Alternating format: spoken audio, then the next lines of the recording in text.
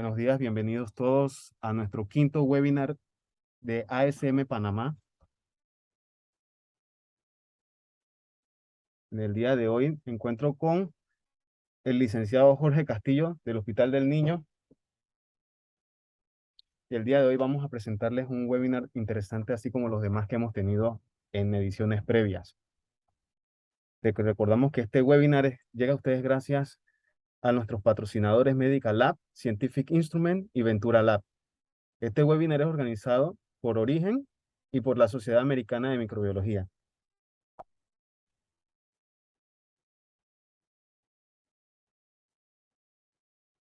Conozcamos un poco más acerca de nuestros patrocinadores. Ando en mi trajín de espacio, ves, de aquí para allá en todas partes las coberturas. Me siento un poco resfriado por la temporada y me han recomendado el mejor laboratorio especializado clínico, Ventura Lab, ubicado en Plaza Fortune, a un costado del Freismart, aquí en Costa Verde. Acompáñenme. Ofrecemos hematología y química especializada, tamizajes maternos, convenios empresariales, paneles de alergia y hormonales, tumorales y toxicología.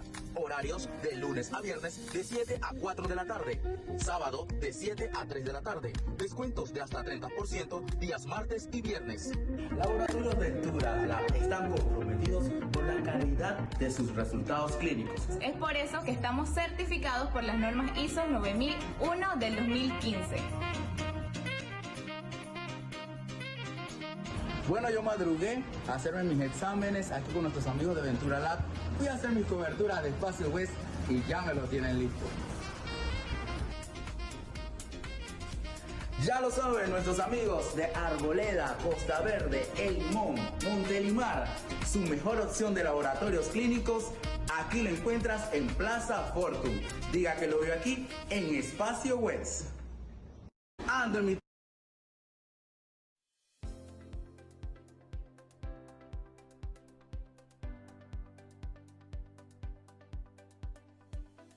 En Scientific Instruments S.A. brindamos servicios de calidad en el área de diagnóstico y de investigación para dar soluciones completas a nuestros clientes, ofreciendo equipos y reactivos de alta gama a nivel mundial, que ayudan a generar conocimientos que se transforman en un diagnóstico dirigido que beneficia a la salud panameña, colaborando así con detección de enfermedades que afectan la salud pública, como el cáncer, diabetes, alergias, entre otros. Con más de 15 años de experiencia, la compañía representa casas de renombre internacional que ofrecen el soporte necesario para el estudio y diagnóstico de diferentes áreas como inmunología, química especial, pruebas rápidas, química clínica, serología, hematología, molecular y secuenciación, así como equipos en general para laboratorio. En nuestra empresa contamos con un personal comprometido en ofrecer una atención de calidad, brindando asistencia en las áreas administrativas, ventas, mercadeo y servicio técnico a través de nuestros ingenieros y asesores científicos, quienes son los responsables de optimizar los recursos en beneficio de la salud panameña.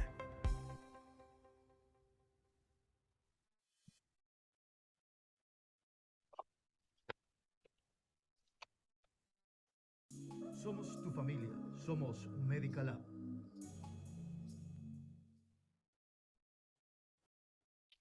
Ok, muy buenos días a todos. En el día de hoy tenemos pues el agrado de presentarles a ustedes nuestro webinar correspondiente al viernes 9 de julio, impacto de los indicadores de calidad en microbiología. Mi nombre es el licenciado Jorge Castillo y tengo el agrado de presentar en esta ocasión a nuestro disertante del día de hoy, el licenciado Ramón Pinzón, jefe de Biología Molecular y Microbiología, Hospital del Niño, doctor José Hernán Esquivel. El licenciado Pinzón es licenciado en Tecnología Médica de la Universidad de Panamá y magíster en Salud Pública de la Universidad de Panamá. Entre algunas de sus publicaciones tenemos del 2018 un póster digital con mención honorífica correspondiente a factores de riesgo asociados a bacteremia por Klebsiella pneumoniae, BLE, el cuarto Congreso Centroamericano y del Caribe de Infectología del 16 de junio del 2018. También factores de riesgo asociados a bacteremia por Klebsiella pneumoniae ble en la sala de neonatología del Hospital del Niño Dr. José Renan Esquivel del 2012 al 2016, que este contó como una tesis presentada como uno de los requisitos para optar por el grado de maestro en salud pública. Por otro lado, en el ámbito de la experiencia laboral, actualmente el licenciado, el Magister Pinzón, es jefe de la sección de microbiología y biología molecular del Hospital del Niño. Es miembro del Comité de Bioética en Investigación del Hospital del Niño, Dr. José Renan Esquivel, desde agosto del 2020 hasta la actualidad. Y también es miembro activo de la Red Nacional de Diagnóstico para la Tuberculosis para el Hospital del Niño, Dr. José Renan Esquivel, desde el 2016 hasta la actualidad. Participante activo de las actividades de la red, así como también en la consolidación y envío de las estadísticas mensuales al Laboratorio Central de Referencia en Salud Pública del Instituto Gorgas. Sin más que agregar, adelante entonces con la charla, impacto de los indicadores de calidad en microbiología. Buenos días a todos. Agradecido al comité organizador por la invitación. Y en esta ocasión tengo la oportunidad de hablarles del monitoreo de los datos del laboratorio de microbiología y de cómo estos impactan, siempre buscando la atención centrada al paciente. Los pacientes que reciben una terapia adecuada más rápido tienen una morbilidad y una mortalidad reducida. Esto se ha visto en numerosas publicaciones. Nosotros como microbiólogos podemos tener la oportunidad similar para mejorar los resultados de los pacientes mediante el procesamiento oportuno de estas tinciones de gran para hemocultivo, y obviamente después de esto serían las tecnologías novedosas que hay. Si seguimos aquí con esta diapositiva, vemos el cronograma que nos hemos dispuesto en este año 2023, en donde vemos aquí las actividades, la responsabilidad, el resultado esperado, la fecha de periodo de ejecución y los indicadores de desempeño que nos hemos propuesto para este 2023.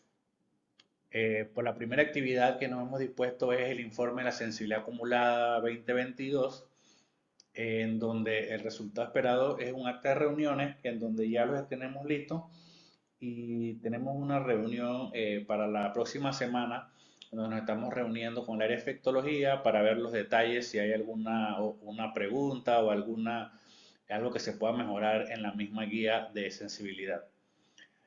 Obviamente que está hecha por sitio anatómico y por salas. El siguiente punto sería la medición del tiempo de respuesta de los frotis hemocultivos, que lo hacemos utilizando cada mes. Esto lo hemos procurado hacer, y el periodo de los indicadores es de menor de 1 hora, ya establecido por la literatura. Las siguientes serán las no conformidades, que son los análisis de causas que se realizan cada mes, por lo menos sobre todo lo que es el análisis de las mismas para resolverlas y que haya unas medidas correctivas y preventivas que no vuelvan a pasar.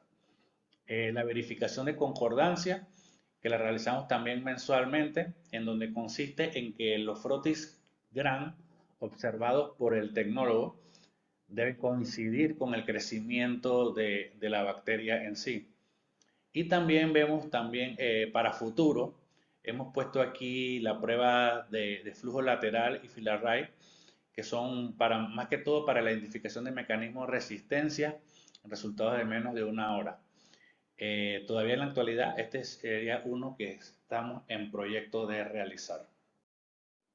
Ante todo, este no es una charla de calidad en la cual hablaré de mi experiencia, cómo los datos del laboratorio pueden ser utilizados en beneficio del paciente. Insisto en esto mismo, de la atención centrada en el paciente. Cuando hablamos de indicadores de calidad, podemos decir, entre los aspectos, que un sistema de monitorización mide y evalúa de forma periódica aspectos relevantes del comportamiento mediante el uso de los indicadores de calidad. que estos constituyen la unidad básica de un sistema de monitorización. Entre más hagamos mediciones y podamos corregir, esto llevará siempre a una oportunidad de mejora. Los indicadores no son más que instrumentos de medida. Estamos acostumbrados a ver indicadores en todo el tiempo, en el medidor de la velocidad del auto, en la gasolina del automóvil. Esto es algo que tenemos en muchas aplicaciones en los celulares. Y bueno, estos son instrumentos de medida que nos indican la presencia de un fenómeno o suceso y su intensidad. La monitorización permite asegurarnos de que lo básico está bien. Se trata de un sistema basado en medidas cuantitativas repetidas. Entonces, a veces nos enfocamos en lo micro y dejamos pasar lo macro. Entonces, debemos ir de lo básico a lo más complicado. En este sentido, aquí los indicadores que nosotros estamos ahorita mismo en monitoreo en el hospital son indicadores básicos que todos ustedes, sus unidades ejecutoras, pueden realizar y pueden beneficiar mucho al paciente, como les mostraré a continuación. Monitoreo tiene como la finalidad última de identificar problemas.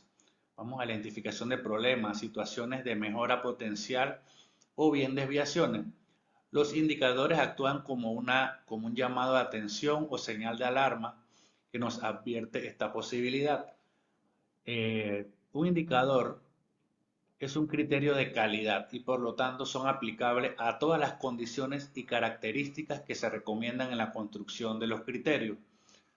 Entre ellos deben ser aceptables, deben ser comprensibles, relevantes, porque podríamos tener miles de indicadores y no tengan ninguna relevancia, y sobre todo que sean medibles, porque es la única forma de saber cómo estaba antes y cómo podría estar con algunas medidas tomadas. Dado que un indicador es un instrumento de medida que se utiliza de forma sistemática y cuyo resultado será en cuenta en la gestión de calidad, debemos asegurarnos que refleje la realidad y que sea útil. Por eso insisto en que lo importante de esto es que de repente nuestra realidad no va a ser tan bonita como pensábamos, pero esto nos ayuda a mejorarla y mejorarla centrada en la atención del paciente. Entonces, dicho esto, los indicadores son el resultado de una operación matemática. Permiten compararlos y relacionarlos con otros indicadores. Esto es muy importante, estos no son indicadores aislados. Entonces siempre va todo en una forma integral. Deben ser pensados en base a nuestras necesidades. ¿Qué necesitamos? Se construyen con fichas técnicas que lleva una fórmula que tiene que ser para que sean calculados y criterios para ser realizado, el por qué lo vamos a realizar, los aspectos más relevantes, etc. Entonces, obviamente, esto nos va a permitir evaluar nuestras debilidades y nuestras fortalezas. Entre más debilidades tengamos, más oportunidades de fortalecernos vamos a tener. Entonces, esto creo que es lo más importante de la realización del monitoreo de indicadores. Y nos van a llevar a un plan operativo en base a datos. En base a datos, nosotros podemos sacar un plan operativo y caminar de esa forma hacia lo mejor. Entonces, los indicadores, debemos definir el número de observaciones. ¿Cómo lo vamos a hacer? Semanales, mensuales, tenemos el tiempo de hacerlo semanal, podemos hacerlos mensuales. Los haremos todos, nos enfocamos en unas o en otros. Si un indicador está bajo control, entre comillas, entonces ya podemos aleatorizar valores, o sea, no utilizar la medida del 100%, sino que hacemos aleatoriamente, agarramos unas partes y entonces de esta forma lo hacemos. Por lo menos nosotros en la revisión de exámenes, los jefes tenemos que revisar exámenes y lo hacemos aleatoriamente y aleatoriamente podemos encontrar errores y no es necesario revisarlos todos. Debemos priorizar de acuerdo a la disponibilidad y tiempo del valor agregado, como ya lo había dicho anterior. Entonces los formatos deben ser prácticos. Para eso tenemos los sistemas de informática, y aquí es donde los sistemas juegan un papel importante. Y socializar el indicador, que es lo que estamos haciendo ahora, con las decisiones tomadas en base a ellos. Entonces, claro, todos los indicadores deben estar definidos por metas y no se fastidien porque no todos podrán ser cumplidos a la primera. Esto es un proceso que va poco a poco en donde se va alcanzando las metas.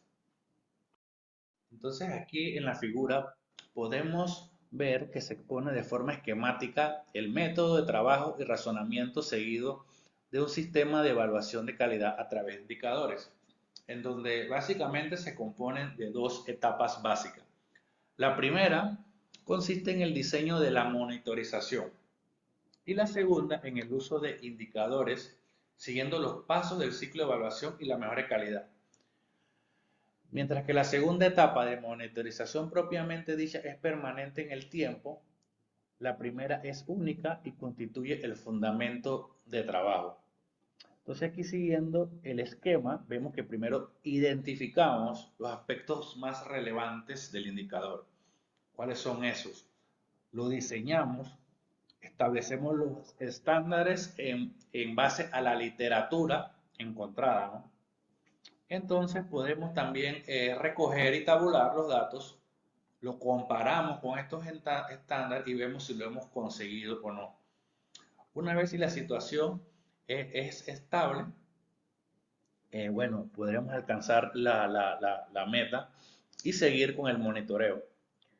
Y si existe un problema, entonces volvemos a lo mismo, buscamos las causas, hacemos nuevamente un arreglo y podemos seguir en la tabulación hasta alcanzar la meta que querramos. Bueno, dicho esto de los indicadores de manera introductoria, vamos a lo que es en sí, cómo hemos nosotros basado los indicadores. Entonces, la prueba que es como la estrella del laboratorio de microbiología, que es la que he tomado, es la prueba del hemocultivo. Esta prueba de hemocultivo, ¿cuál es su importancia? ¿Por qué toma esta prueba? Bueno, es una prueba de laboratorio donde le extrae la sangre al paciente, donde la inoculas en frascos que tienen medios, en donde puedes encontrar bacterias o levaduras en el torrente sanguíneo del paciente. En donde hemos visto que en estas pruebas la variable más importante es el volumen de sangre. Entonces se ha visto en estudios entre mayor volumen, mayor recuperación. Mayor recuperación, pero tampoco hay que llegar al exceso. Un dato que tenemos que tener claro para poder hacer estos indicadores es conocer nuestra epidemiología local. Entonces, en base a la epidemiología local, nosotros podemos ver aquí que la sala que mayor tiene números de aislamientos de bacterias que tienen perfil de sensibilidad es la sala de neonatología. Vemos que en la neonatología, seguida del cuarto de urgencia, después de las salas de unidad de terapia intensiva. Son como el mayor volumen, o sea, son donde están los pacientes más graves, y es por eso que esto nos ayuda a ver qué podemos hacer después en el sentido de la epidemiología local. Entonces, como ya vimos cuál es la sala que mayor tomemos cultivo, entonces tomemos esta de ejemplo para ver qué está pasando allí. Entonces, si yo pongo aquí microorganismos con perfiles de sensibilidad, ya que estos son los microorganismos que nosotros le hacemos el perfil de sensibilidad. A los estafilococos coagulasa negativos o los estafilococos no aureus no aparecen en este listado, como ustedes podrán ver. Aunque si los pusiésemos, pues todos sabemos que serían los primeros que probablemente ustedes estén pasando. Pero aquí yo he decidido solamente poner los que llevan perfil de sensibilidad para cuestiones más prácticas a la hora de mostrar la resistencia o la sensibilidad acumulada. Entonces vemos que nuestro problema de neonatología es Klebsiella pneumoniae, seguida de Enterobacter cloacae, después Escherichia coli, y bueno, Ustedes podrán ver allí cómo está. Estafilococcus epidermidis lo puse de último porque en neonatología o también en los casos de los pacientes adultos puede suceder que algunos de estos sean causantes también de una bacteremia significativa. Entonces, si el clínico pide que este paciente se le haga una sensibilidad, él es el que tiene el criterio clínico y lo puede hacer desde su punto de vista que ve al paciente. En esta diapositiva podemos ver la sensibilidad acumulada para los microorganismos recuperados en muestras de sangre de pacientes hospitalizados en la sala de neonatología del año 2022. Si ustedes ven, lo hemos separado por las diferentes bacterias más prevalentes de la sala.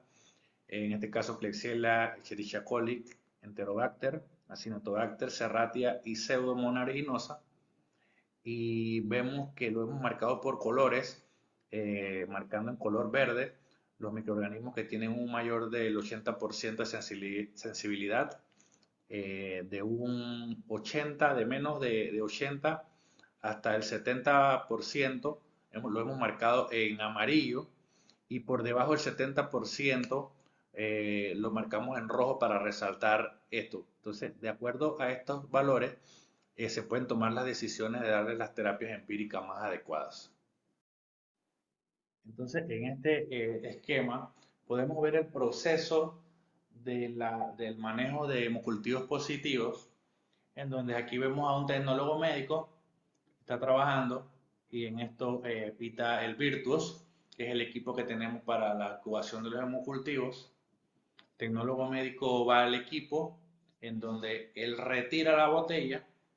Una vez que retira la botella, se apaga la alarma sonora y visual que tiene el equipo. El tecnólogo médico va y se realiza la tinción de Gram una vez que esté seco la tinción, bajo los tiempos de medida estandarizados que tenga el laboratorio. Se seca la placa.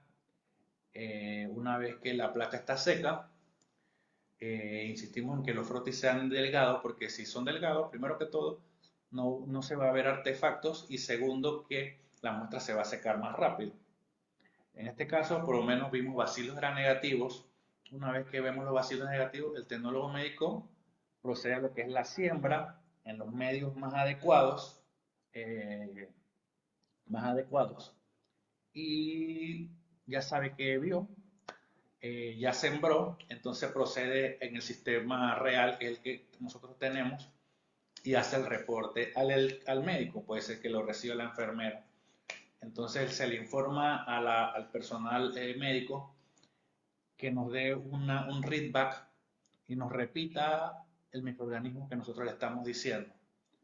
Y además de eso, este correo va directo al personal de infectología, donde el personal de infectología en tiempo real puede ver en el correo que está destinado para eso, para ello, ver los microorganismos que están pasando en tiempo real al de los pacientes, y puedan ajustar la terapia empírica que podría tener.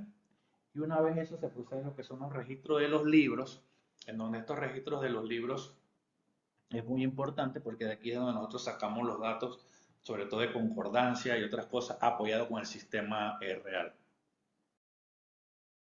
Aquí vemos el mismo esquema hacia donde queremos llegar.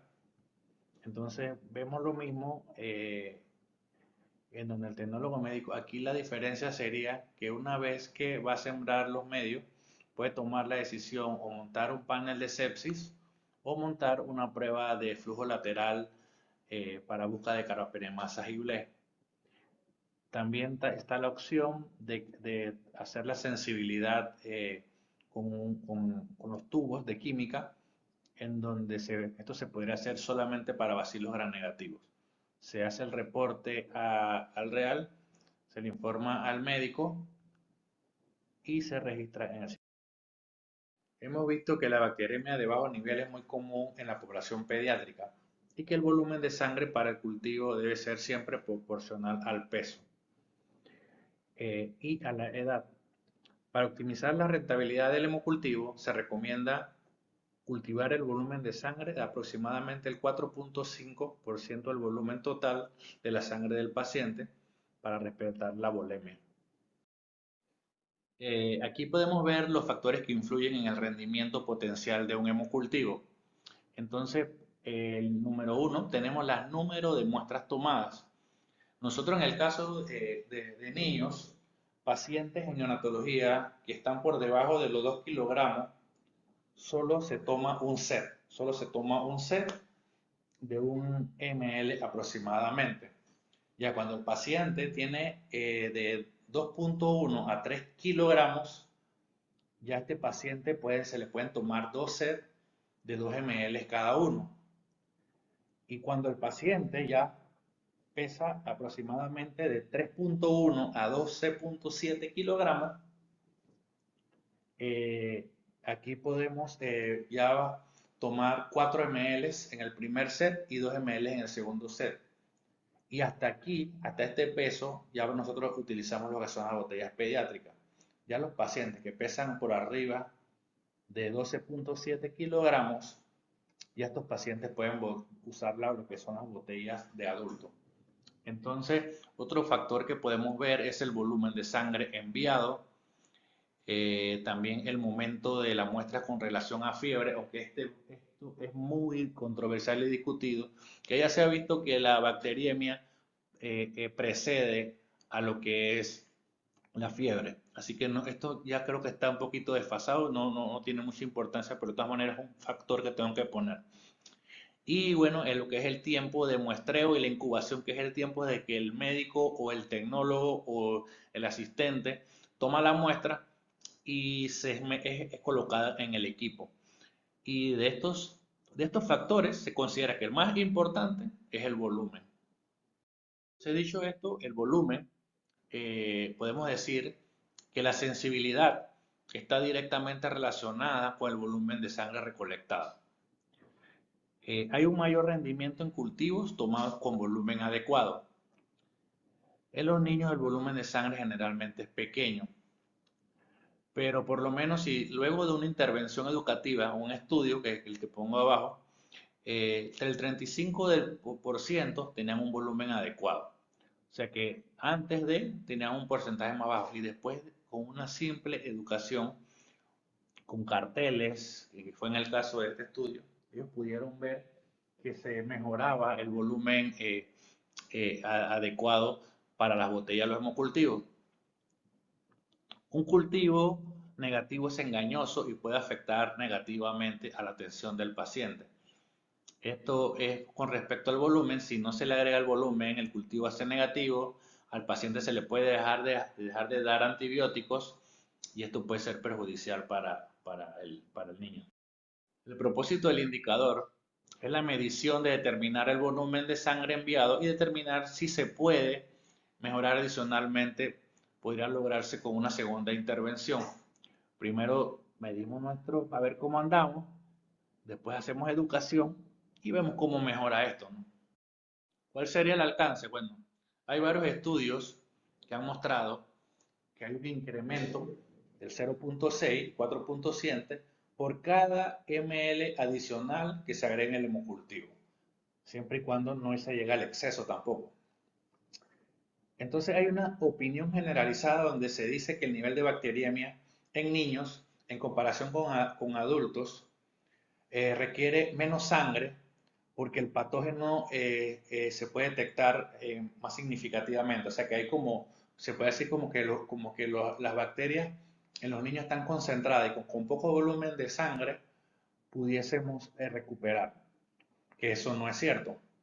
Entonces un hemocultivo inadecuado lo que aumenta también es el riesgo de contaminación, debido a que en nuestra microbiota normal, el rompimiento estas bacterias viven en nuestra piel y pudieran lo que hacer es que el volumen inadecuado arrastre más lo que son las bacterias contaminantes.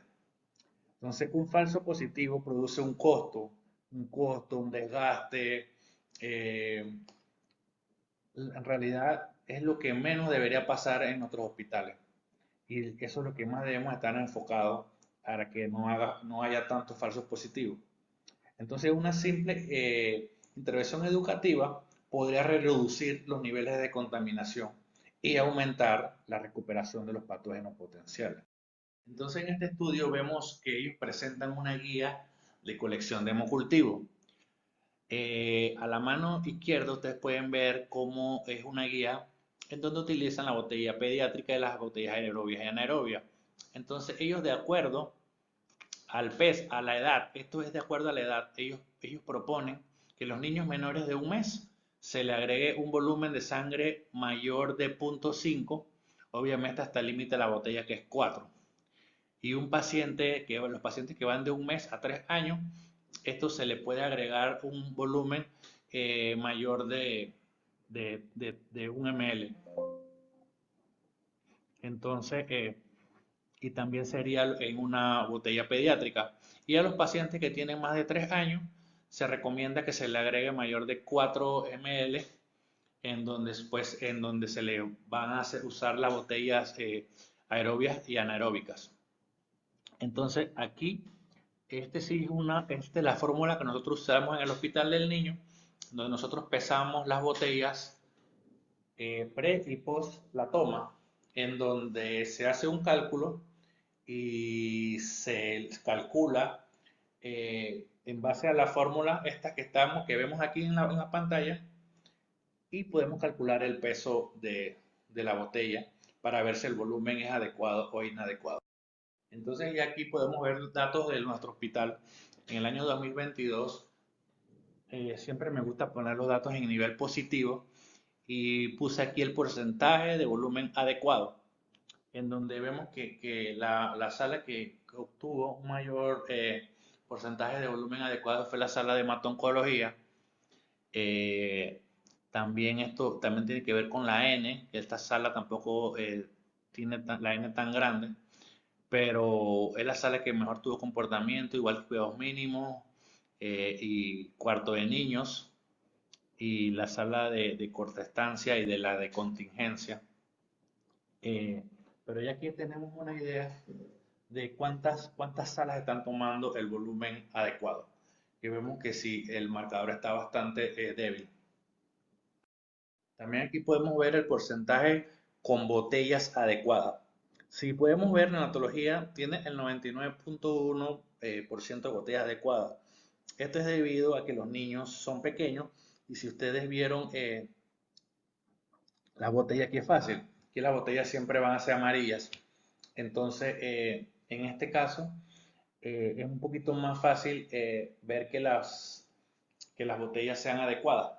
Y casi la sala que más problemas tuvo aquí en esta fue la sala de quemado, que de repente utilizan muchas botellas pediátricas para pacientes que ya tienen un peso un poquito mayor, ¿no? Y esto, obviamente, como dije, puede incidir en la no recuperación de la gente que se busca. Y aquí vemos un gráfico de cuáles muestras tienen cultivo único.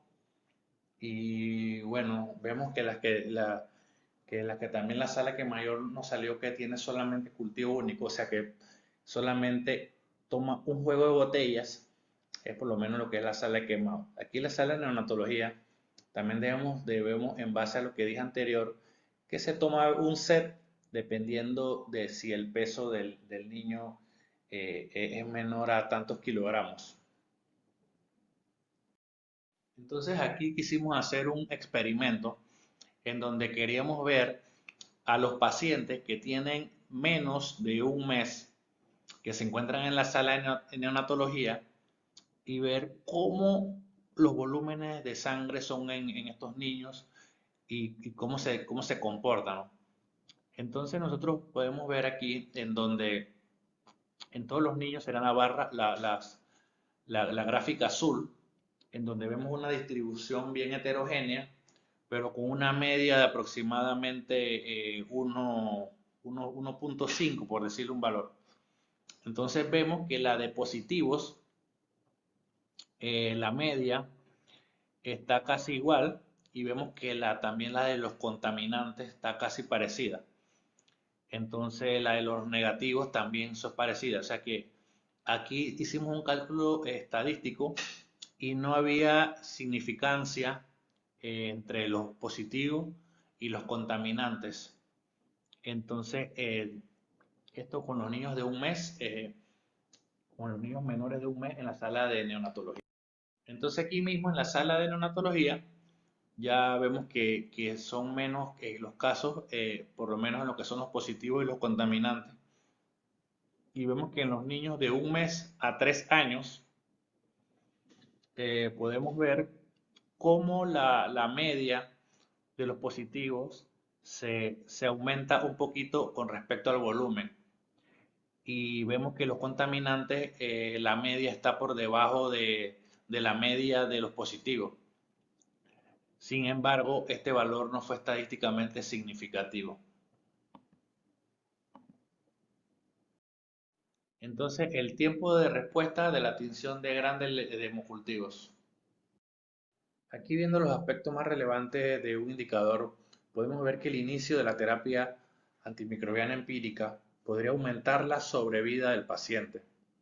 También podemos ver que la identificación rápida de los patógenos del torrente sanguíneo es una práctica de laboratorio que respalda las transiciones rápidas a la terapia dirigida, aprovechando los resultados para respaldar la atención oportuna y eficaz del paciente. La identificación y sensibilidad tradicional suelen tardar 48 horas más en obtenerse.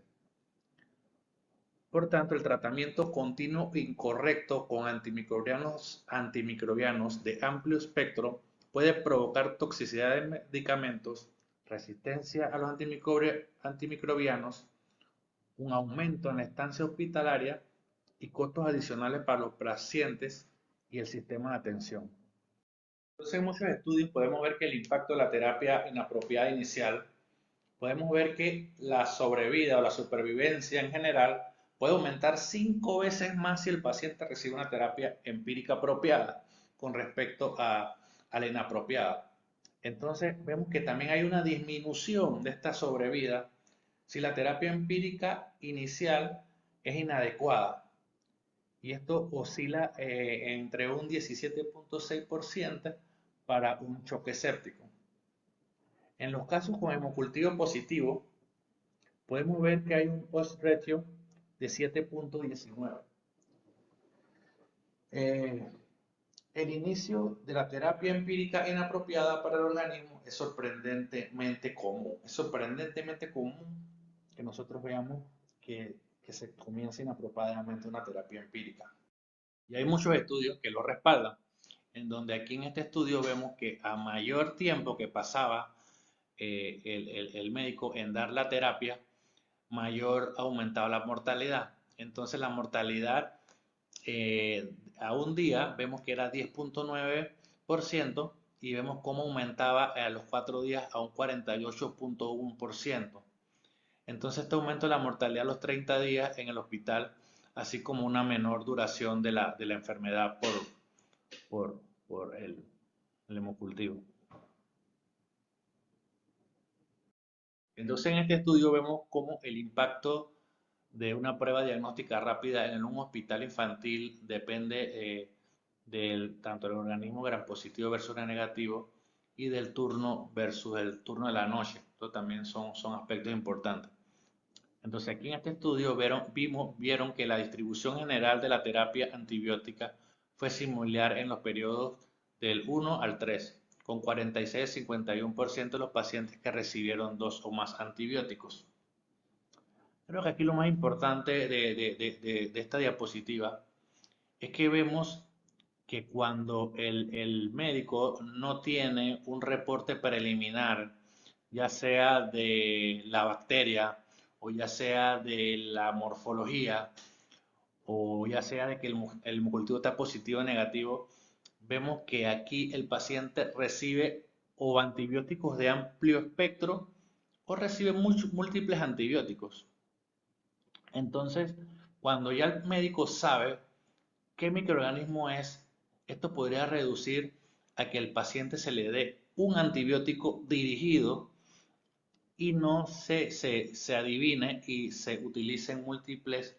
Entonces aquí es donde viene muy importante lo que es la desescalación de la terapia. En este estudio se muestra el algoritmo desde donde se toma el primer cultivo de la persona, el tiempo de extracción, el tiempo de detección y el tiempo de notificación. Y se separa en dos grupos. Un grupo que tiene un reporte en menos de una hora y un grupo que tiene un reporte en mayor de una hora. En este estudio se toman los microorganismos que causan infección, que son los que están en el listado de abajo, y se obvian los contaminantes. Entonces, aquí podemos ver en este estudio en donde se separaron 99 pacientes. De estos 99 pacientes, podemos ver que el tiempo de detección no fue similar en ambos grupos, no hubo diferencia significativa. Vemos que la estancia hospitalaria, vemos que los días de positividad, vemos que las variables de costo, el sexo y la edad no hubo una diferencia significativa.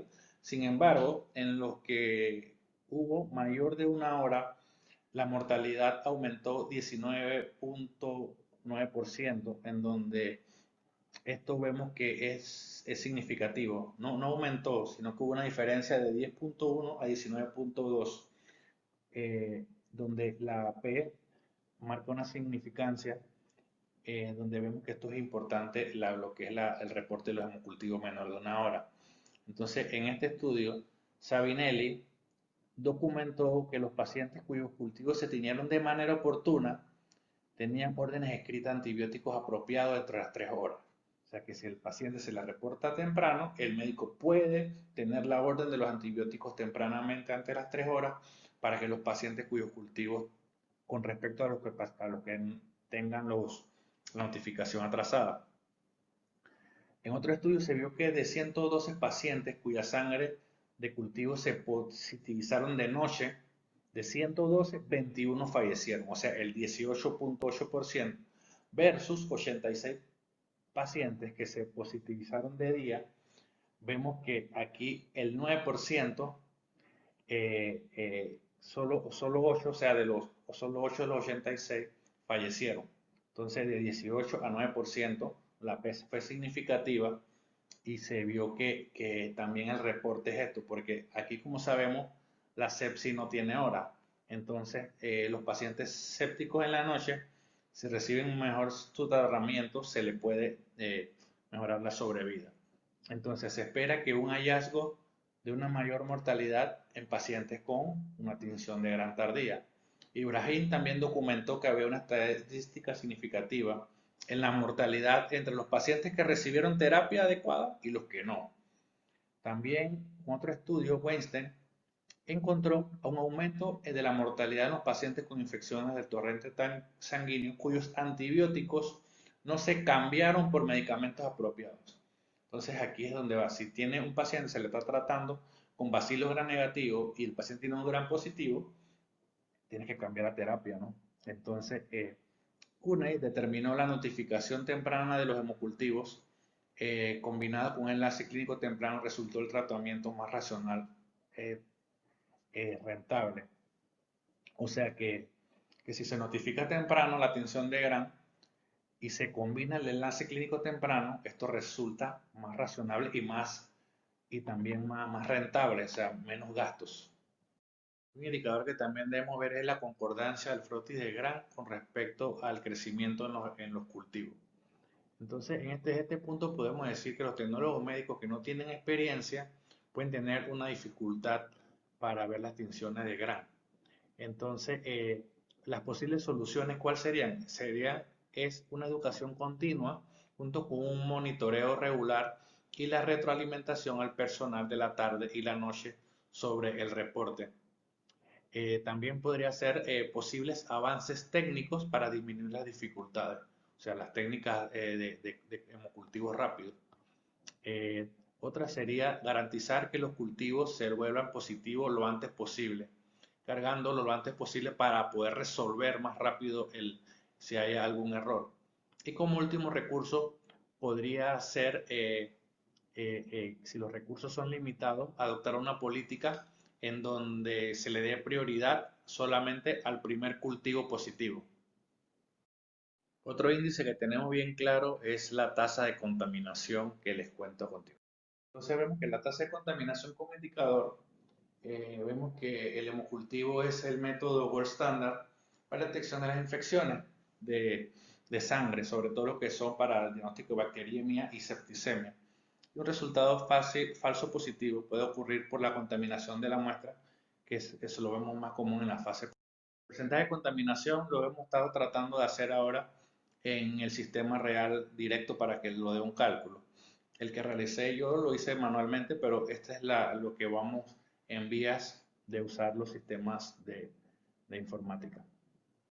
Entonces, para tener una idea más o menos cuál es nuestra tasa de contaminación, nosotros podemos ver que son organismos que son considerados contaminantes propios, sí, son los estafilococcus aureus, los bacilos gram positivos portadores de esporas, los estreptococos del grupo Viridium, los corynebacterium, los propionibacterium, los micrococcus y los clostridium.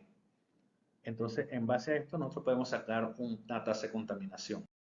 Todos sabemos que la contaminación es clínica, sin embargo, para tener una idea, podemos utilizar estas herramientas de patógenos que son, si siempre están, son definitivamente patógenos, donde hablamos de probables patógenos y contaminantes definitivos. Entonces, unos datos que podemos tomar en cuenta son los tiempos de positividad de las botellas. Se han visto en estudios que para estudios que 24 horas después que pita, que el tiempo de detección es de mayor de 24 horas, podría haberse asociado más a contaminación que un hemocultivo que pita en menos de ese tiempo. Entonces debemos ver lo que son los datos clínicos y los de vigilancia. Debemos siempre hacer un antibiograma, aunque no tengamos la certeza de que sea el patógeno. Y eso no nos compete a nosotros porque si es el patógeno, ya lo tenemos a disponibilidad del clínico, entre otras variables que se pueden ver. La meta que tiene CLCI para contaminación es menor del 3%. Las medidas a tomar para la tasa de contaminación es seguir procedimientos y políticas de desinfección estricto de higiene de manos y la implementación de la capacitación regular de los trabajadores sanitarios. Siempre es importante y recomendable evaluar las tasas de contaminación para que se puedan tomar medidas preventivas y también porque se encuentran entre los indicadores de calidad que están siendo monitoreados por los organismos de acreditación en microbiología. Aquí por lo menos vemos el porcentaje de contaminación de los hemocultivos en nuestro hospital, en donde sí estamos por arriba del 3%. Y vemos a ver qué medidas se pueden tomar. Igual, esto como les dije, esto es una idea, esto no es la realidad, porque aquí hay que tomar en cuenta que los porcentajes de contaminación son clínicos, pero sí nos ayudan a ver cómo nos encaminamos para sacar un valor más exacto y que vaya en base a la atención al paciente. El último indicador que les quiero hablar es sobre el tiempo de respuesta de los hemocultivos. Entonces nosotros el año pasado nosotros hicimos un cuadro donde aquí ven a la mano izquierda todos los tecnólogos médicos que reportaban hemocultivos, cuántos habían reportado. Y la raya negra es el tiempo que habíamos esperado. Si ustedes ven, casi la mayoría se pasó del tiempo de respuesta y vemos que les dimos un tiempo para que en el 2023 se pudiera mejorar esto. ¿Qué sucedió? En el 2022, comparamos 2022 versus 2023 y vemos una gran diferencia en donde es estadísticamente significativo los tiempos de respuesta del año 2022 comparado versus 2023, donde hicimos una estadística donde vemos que la P es menor de 0.01 con un CRES estadístico de Mann-Whitney. Entonces aquí los puntos representan las medias de cada tecnólogo médico que reporta.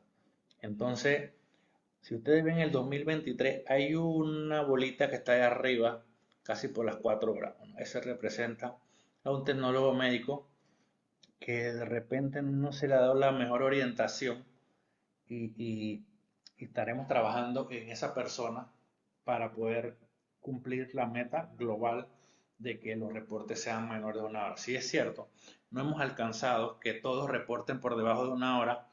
Vemos que podríamos decir que la mayoría ya han alcanzado la meta de estar por debajo de la hora.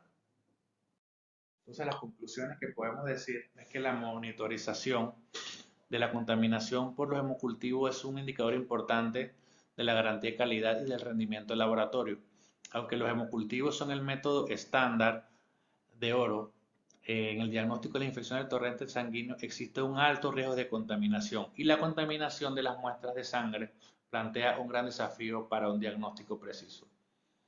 Bueno, es responsabilidad del director del laboratorio designado educar a los médicos y a los cuidadores en la recolección de las muestras. También podemos ver que los servicios de microbiología de alta calidad impactan positivamente en la atención al paciente.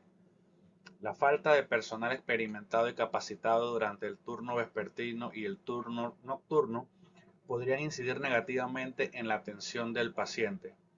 La mortalidad se reduce si la terapia empírica adecuada es administrada dentro de las primeras 24 horas a la toma del hemocultivo, donde el aporte del laboratorio sería realizar reportes oportunos en menos de una hora, 24/7, garantizando que la información llegue al clínico.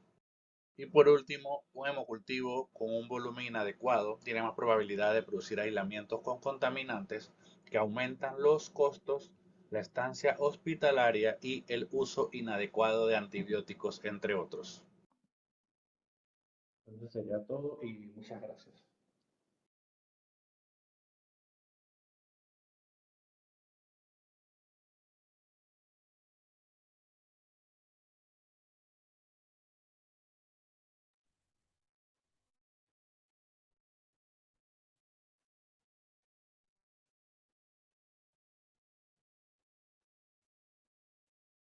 Buenos días a todos.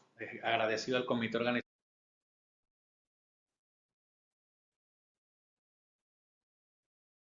Buenos días.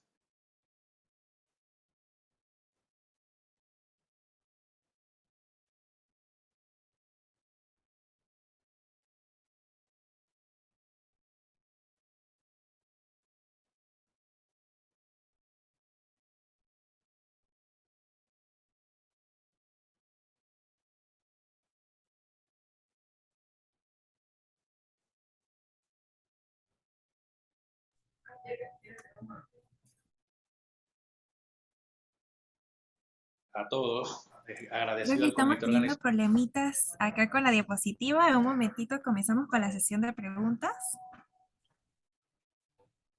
Ok, todavía hay tiempo para que puedan poner sus preguntas al chat. Estamos al pendiente de todo lo que tiene que comentar al licenciado, todas las dudas que tengan, comentarios de igual manera. Estamos esperándolos. Sí, acá yo tengo un par de preguntas mientras podemos verlas del chat. Claro, perfecto. Dinos, Jorge. Ok,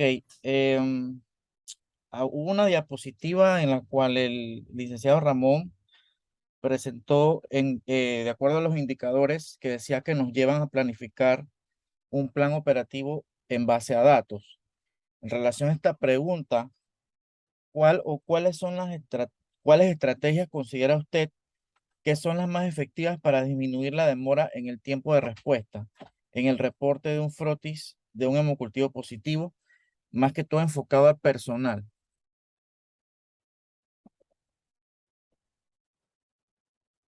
Sí, buenos días a todos. Gracias por estar aquí acompañándonos.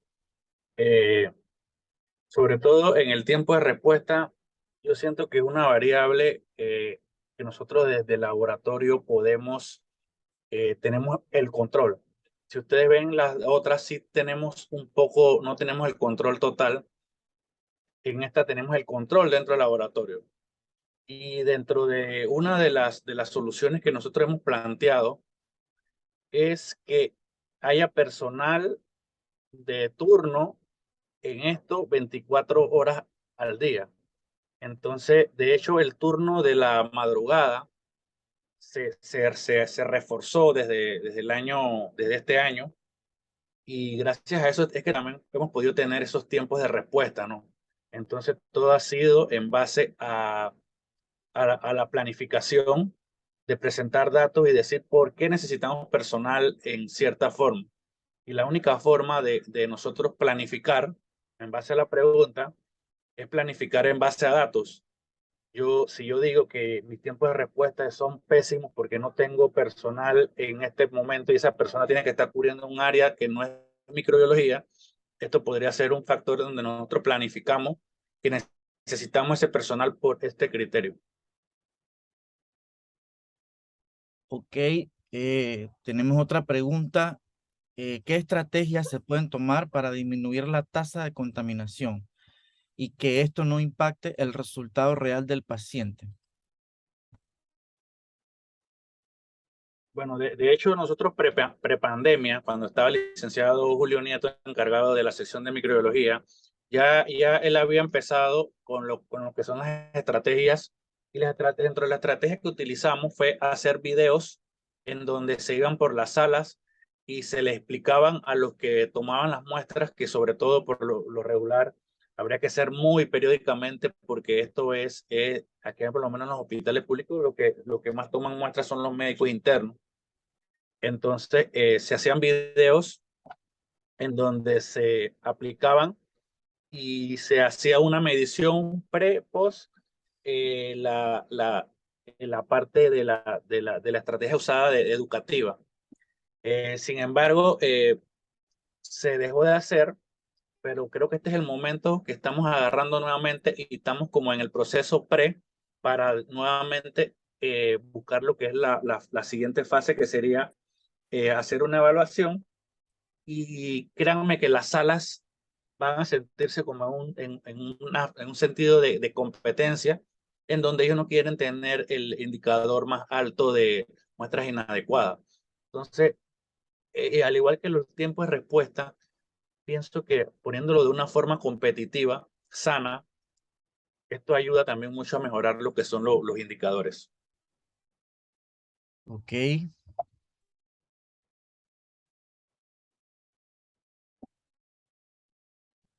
Buenos días.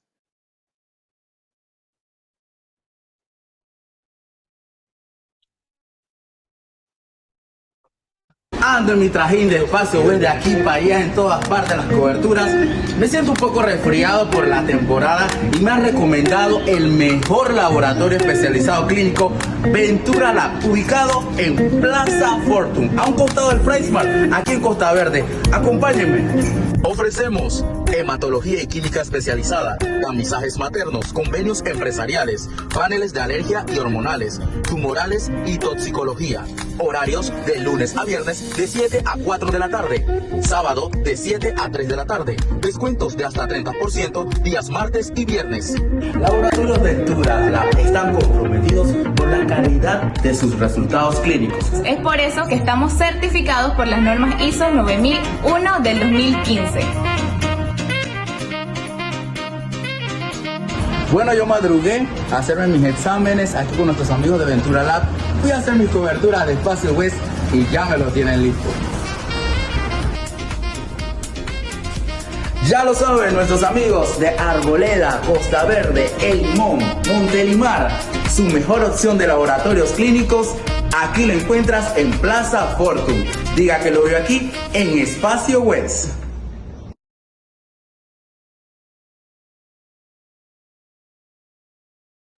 Ok, recordando pues que el espacio de preguntas y respuestas nos llega gracias a nuestros amigos de Ventura Lab, Laboratorio Clínico Especializado. Hola, buenos días. ¿Puedo hacer una pregunta? Sí, claro. Adelante. Eh, Buenos días, licenciado Ramón Pinzón. La licenciada Karen Rovira le habla.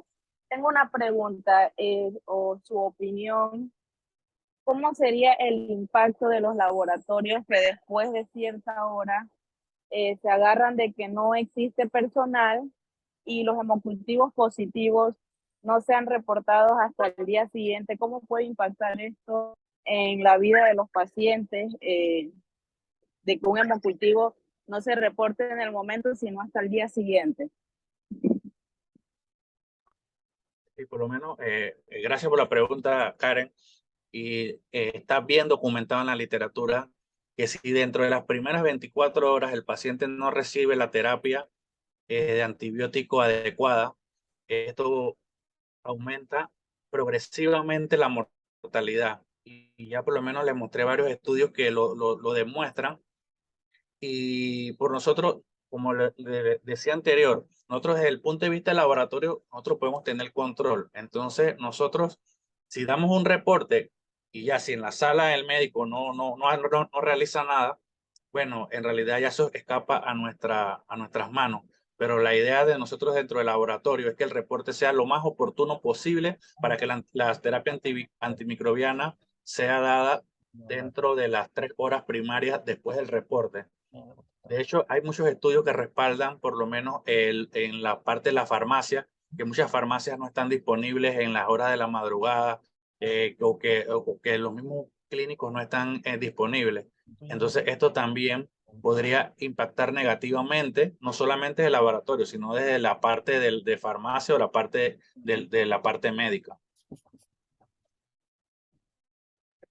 Y con base a esto, un jefe pudiera acercarse a la dirección médica y solicitar mayor personal para que el área de microbiología cuente con la cantidad suficiente y se pueda dar el servicio a las 24 horas, ¿verdad? Siendo un hospital y siendo un hospital que atiende pacientes pediátricos 24 horas. Sí, por supuesto. Y siempre mostrando datos, porque por lo menos a mí lo que siempre me ha gustado es que uno habla con datos para planificar. Entonces, si uno lo puede pedir así simplemente, pero si uno lo pide con datos estadísticos y si se puede fundamentar más que todo con datos clínicos, sería excelente. Muchas gracias, licenciado. Ok, Ana, creo que tenemos alguna otra pregunta. Sí, acá el chat la licenciada Graciela pregunta, ¿cuáles han sido las causas del llenado insuficiente de las botellas? ¿Han tomado acciones para que esto se mejore? Por Gracias, supuesto, Graciela, por tus preguntas. Le escuchamos, licenciado. el llenado insuficiente de botellas más que todo se ve es la parte de quién toma la muestra. Nosotros en el hospital hemos estado tratando de que cada día se nombren más técnicos asistentes porque ellos son los especialistas en cuanto a la toma de muestras. Entonces, nosotros entre más podamos lograr en base a datos, estos datos nos permiten a nosotros ir a la dirección médica y decirle por qué la necesidad de más asistentes, por qué la necesidad de que personal no idóneo no tome las muestras. Entonces, creo que el motivo más importante es que en realidad los que están tomando las muestras no son las personas más capacitadas para esto, sino que simplemente son los que están disponibles en el hospital y no se ha planificado en cuanto a que la atención sea centrada en el paciente. Ok, bueno, acá tenemos otra pregunta. ¿Considera usted que el ejercicio de estimar el cálculo de todos estos indicadores de calidad en microbiología serían una herramienta o aporte para la planificación anual que tiene o que es parte de una institución, en este caso un hospital, en cuanto al presupuesto actual destinado para la obtención de los insumos del laboratorio? Por supuesto, en un plan operativo anual, esto debe ser contemplado, ya que creo que lo mencioné también en algunas diapositivas, que todo está relacionado con costos. Si tú tomas mayor cantidad de botellas contaminadas, hay vas a dar mayor terapia antibiótica equivocada, el paciente se va a quedar más en la sala, esto va a llevar un costo porque la persona va a tener que volver a tomar el hemocultivo, se va a gastar en botella, se puede gastar en paneles de sepsis pacientes que no lo necesitaban porque de repente hubo una mala información. Entonces, todo esto va encaminado a lo mismo, a que nosotros con los datos podamos realizar planes operativos en base a ello. Y nosotros, un montón de datos es lo que nos sobran en todos los hospitales. Y la idea, por lo menos a mí siempre me ha gustado mostrar mis datos, porque es una manera de compartir con ustedes y de repente ustedes están mejor que nosotros y nos puedan dar algunas ideas o ustedes nos piden ideas a nosotros y compartimos los datos a nivel de hospitales. Y sobre todo nosotros que somos pediátricos, sería lo mejor compartir con otro hospital pediátrico que tenga las mismas características que nosotros. Ok, excelente. Y bueno, creo que por acá tenemos una última pregunta. En la, en la presentación, usted mostró una comparación, unas diapositivas, dos diapositivas bien gráficas entre la comparación entre un proceso STAT y un proceso regular del manejo de hemocultivos positivos. ¿Cuál es su opinión acerca de que si esto impacta en la disminución de la mortalidad y o morbilidad en las salas críticas de una institución hospitalaria? Claro que impacta, sin embargo, nosotros queremos ser bien cuidadosos y no queremos gastar el recurso que no tenemos en estos paneles de sepsis. Entonces, por esto, en este momento, nosotros exigimos desde el laboratorio, aparte de epidemiología e infectología, que ellos deben realizar guías que nos permitan hacer el uso optimizado de los recursos. Entonces, ya nosotros pusimos de nuestra parte, nosotros nos comprometemos a dar un frotis de gran rápido, nos comprometemos a llamar a las salas para pedir cómo está el paciente y ver los datos. Entonces, ahora falta el compromiso de ellos, de que ellos realicen guías encaminadas para que se usen a pacientes que tengan signos clínicos de sepsis. Solamente ellos nos lo pueden decir. Entonces, ellos solamente pueden hacer esas guías. Entonces, ellos se comprometieron con el laboratorio para la realización de las guías de todos los paneles rápidos para poder optimizar y en realidad que se beneficien los pacientes que están con mayores factores de riesgo. Entonces, esa sería mi contestación. Ok, excelente, licenciado Pinzón. Bueno, queremos entonces ya pues, primero que nada, darle las gracias al magíster Ramón Pinzón por esta disertación el día de hoy.